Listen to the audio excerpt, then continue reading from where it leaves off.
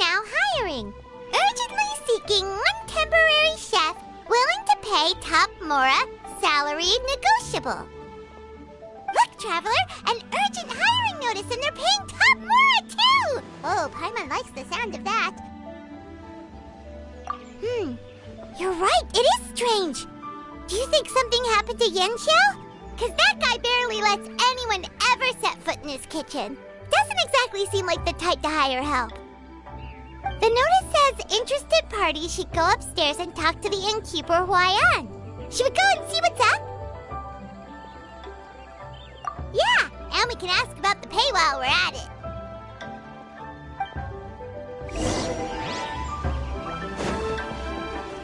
Welcome. Take a seat.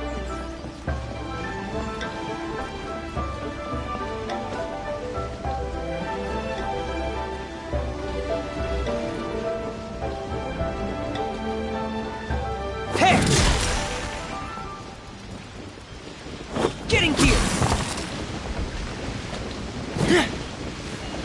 Boom, boom! Ha! Observe!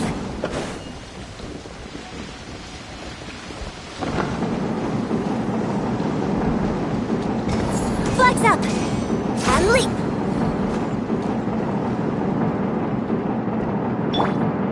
Incinerate!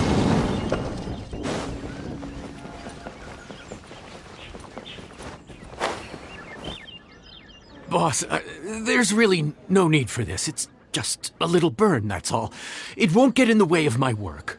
Perhaps not, but continuing to work will only hinder your recovery. You need to rest for a few days.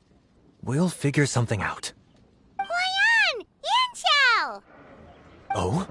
Traveler and Paimon! What brings you to this neck of the woods?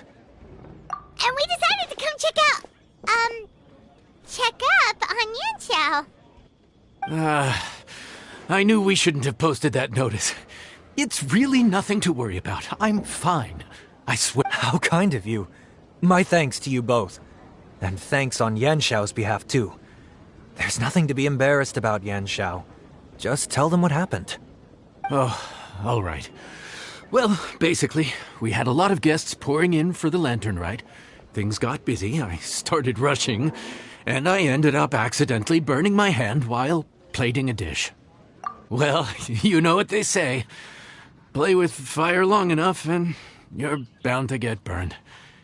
Even the best chefs slip up sometimes. Anyway, it's nothing, just a tiny burn. Now. I don't want you pushing yourself. You'll only make it worse. And then you'll be looking at more than just a couple of days off to recover. But the lantern ride's only just finished. And we're still getting tons of guests. Now's not a good time for me to rest. Plus, lots of the guests are visiting from other nations. We can't just bring in some random chef off the street. We have a reputation to uphold. I refuse to let someone else ruin the good name we've made for ourselves here. Listen to you. Anyone would think that you're the boss and not me. But he's not wrong. Yanxiao was one of the favorites in the Masterful Chefs tournament. No matter how you look at it, his are big boots to fill. I don't mean to boast, but any chef of my caliber probably has their own restaurant to look after. It's not going to be easy to find someone who's got the skills and has the time to help us out. Looks like we might have to increase the pay we're offering even further. Do we know anyone that's a good chef and has the time to help out? Oh, of course, you! Oh, right. Yes. Now I think about it, I do recall hearing good things about your cooking ability. I suppose I'd added you to my mental list of people who can hold their own in a combat situation, but forgot you can cook. Why are you even keeping a mental list of people who can fight? Maybe a story for another time. More importantly, I'm sure Yan Xiao would be comfortable leaving his kitchen in your hands, if anyone's. What do you think, Yan Xiao? Well, since it's you, I suppose that's better than anyone else. What do you think, Traveler? Should we do it?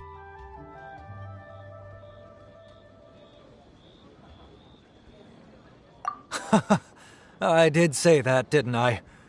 Well, I'm a man of my word.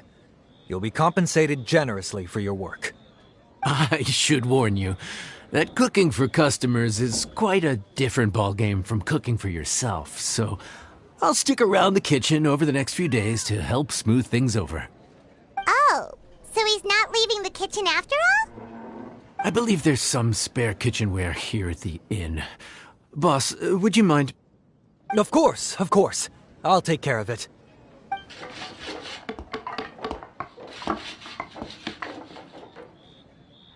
Whew. All done. Come, take a look. This was made with your measurements in mind. Ah, it's nothing. A little handicraft and elbow grease goes a long way. All right, Yan Xiao. I'll leave you to take it from here. You really went to all the trouble of building a new stovetop? What was wrong with the original? Boy, you really hate when people touch your stuff, huh? No, it's nothing like that. As Boss always says, hire who you trust and trust who you hire. I just thought the original setup might be a little, tall for you. Anyway, as I was saying, cooking for guests is different from cooking for yourself. Not only do you have to execute on taste, aroma, and appearance, but you also need to ensure speed, precision, and consistency. Having the right equipment is a big part of that. Ill-suited equipment doesn't just make the job more tiring, it also slows you down. And paying customers don't have unlimited patience. Sometimes cooking is all about being well prepared. That's how you ensure speed. Okay, and what about precision and consistency? Precision all comes down to using your eyes.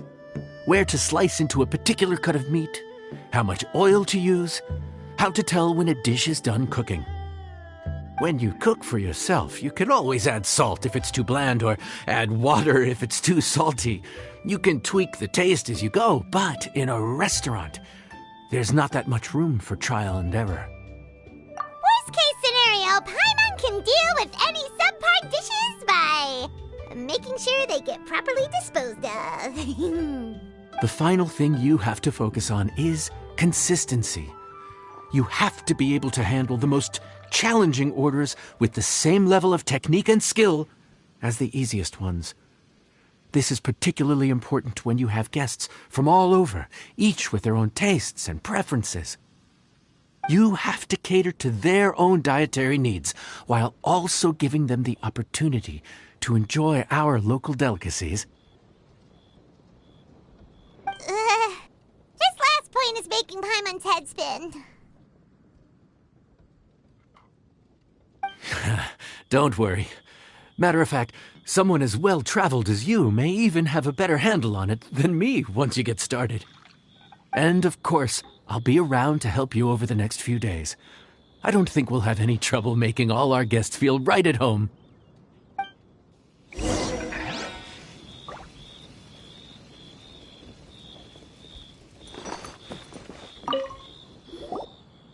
There's no time to lose, so let's get started. I imagine you probably have a good handle on the cooking side of things already. What you need to pay attention to is remembering each table's order. Oh, Paimon's memory is like a steel trap. This is going to be a cinch.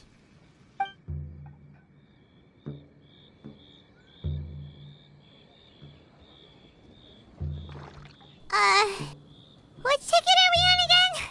Table 1 was onions, but no chilies. Table 2 was chilies, but no onions. And table 3 was,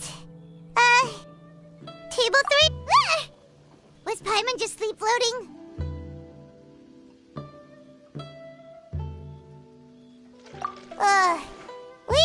even get a break in the middle. Paimon's brain has turned to mush. Is it always this busy here? No, but this is peak season. You both did a mighty fine job for your first time serving guests at the inn. Luckily, all our customers were familiar faces this time around, so we didn't get any strange requests. Otherwise, today would have been even more challenging. No strange request? Someone asked for almond tofu drizzled in soy sauce. Even Paimon has never tried that combination. It's a wide world out there.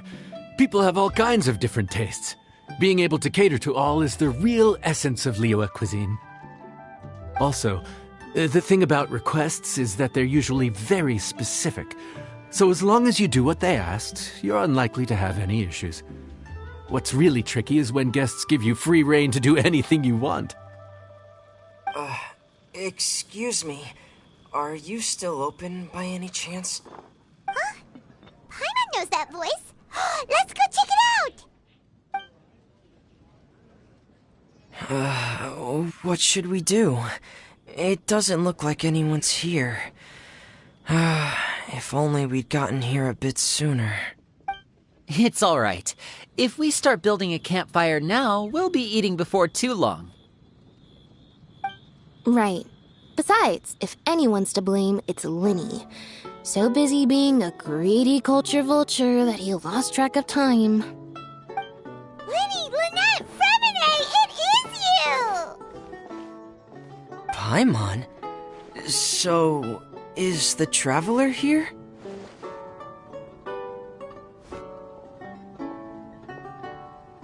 Traveler Paimon! What a nice surprise! Paimon was gonna say the same thing! We're just lending a helping hand at the inn.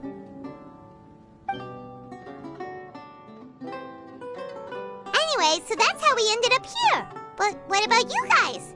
Don't tell us. Father sent you on another mission?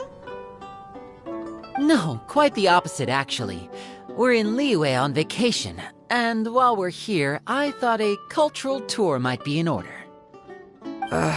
Father said we deserve some rest after everything that happened recently. Otherwise, it could jeopardize our next mission. It's not every day we get this kind of opportunity. Linny thought it might be fun to spend some time in Liyue, especially since it's Lantern Rite season. We could hardly pass up the opportunity to watch a Liyue-style magic show.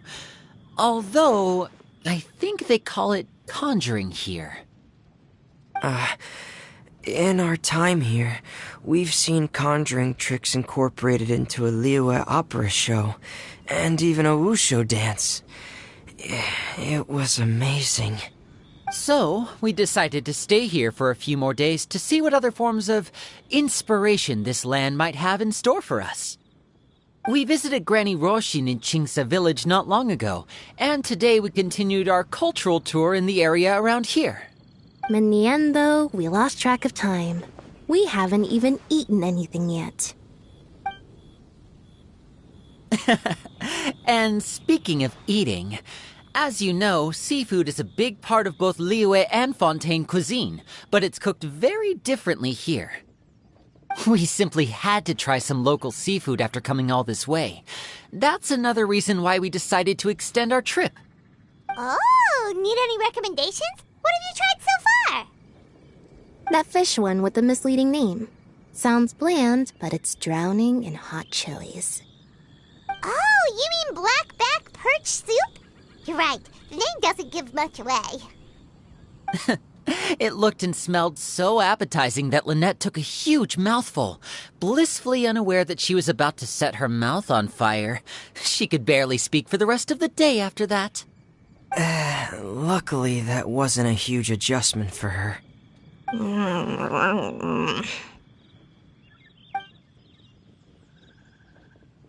What? Aren't you guys hungry too? Yes, a little. Yes, I'm ready to eat. Traveler, I'm afraid we'll have to send you back to the kitchen now. Good question. I doubt we'll be able to decipher the menu, so why don't you recommend something? You should be pretty familiar with our tastes. One more thing. Please, if you have a heart, don't make it spicy.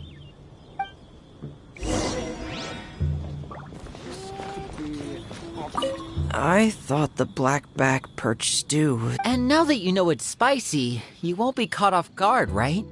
Why don't we give it another chance? Once was more than enough.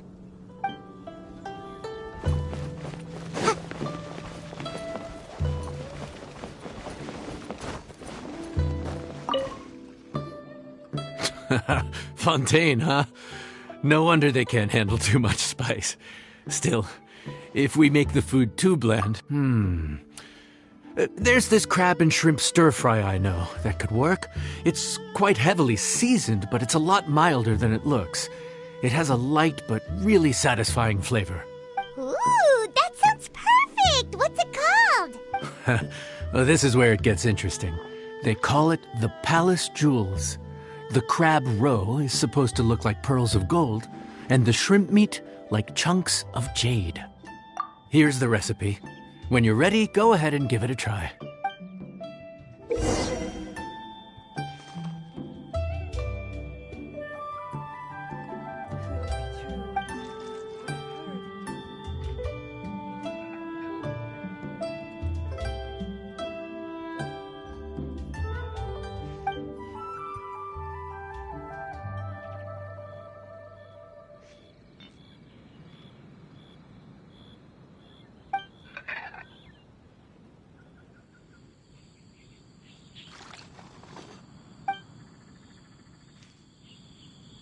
Could it be true? What I've heard.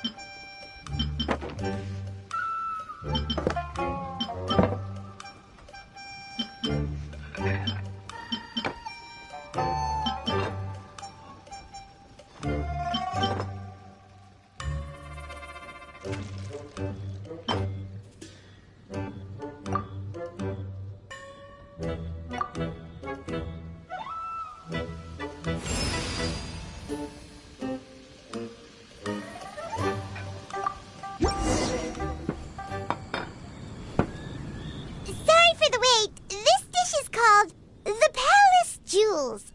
Enjoy.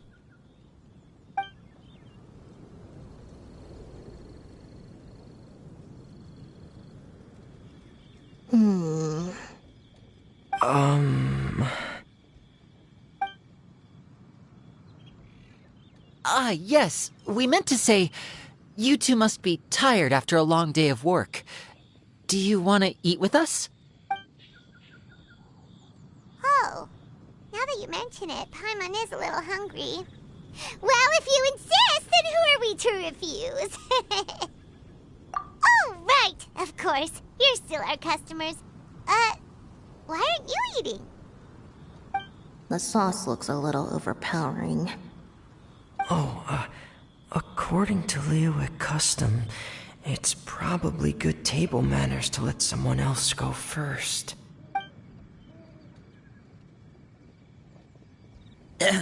Looks delicious, traveler. I guess I'll dig in first. Here goes. What is it?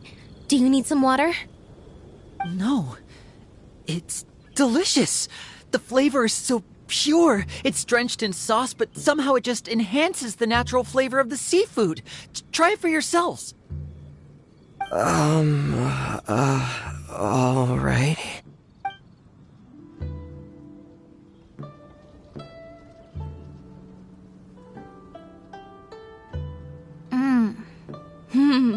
What is that? Crab roe? Yep, you have quite the palate, Lynette. No wonder it pairs so well with the shrimp meat. I've never seen it prepared this way before. According to the creator, chewy crab complements succulent shrimp, making a spectacular seafood ensemble with a succulent flavor and luscious mouthfeel.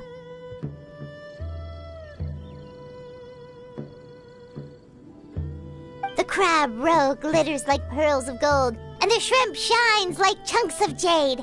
Hence its name, the Palace Jewels. So that's where the name comes from. I suppose it's quite fitting then. Was Paimon always this well-spoken? This dish must be right up your alley, Lynette. Huh? It's half gone already?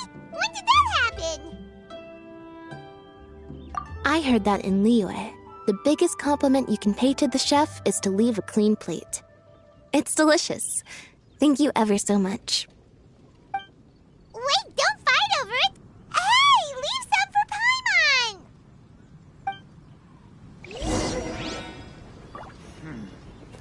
This could be an obstacle.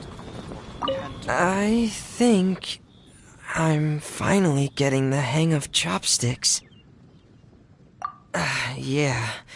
Well, Linny and Lynette picked it up in no time, but they're naturally dexterous. Speaking of chopsticks, in one of the shows we've seen here, someone performed a conjuring trick using a bowl and chopsticks. So, if I want to be a good magician's assistant, I need to keep practicing. Lynette's not usually so forthcoming about what she likes. But this time, well, she's expressed it in more ways than one. Or maybe your cooking is simply too delicious to resist. The next time our paths cross in Fontaine, you'll have to fire up your cooking skills for my other siblings as well. How does that sound, oh great master chef? Oh yeah? Well then, I'll have to clear my schedule.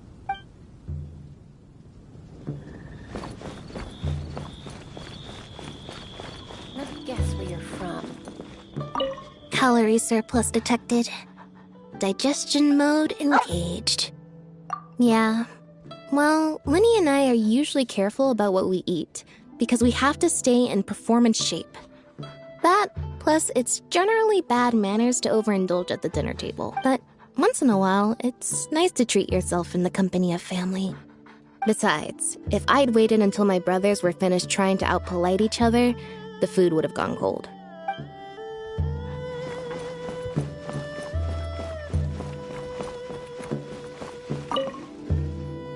So your friends like the dish, huh? Well done. Not bad at all for your first. There'll be more to come, so keep it up.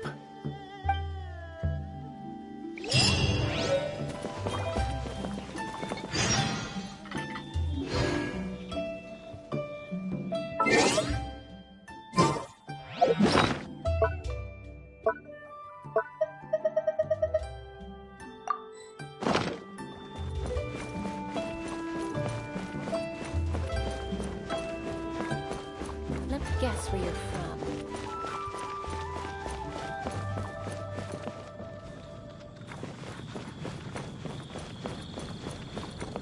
from.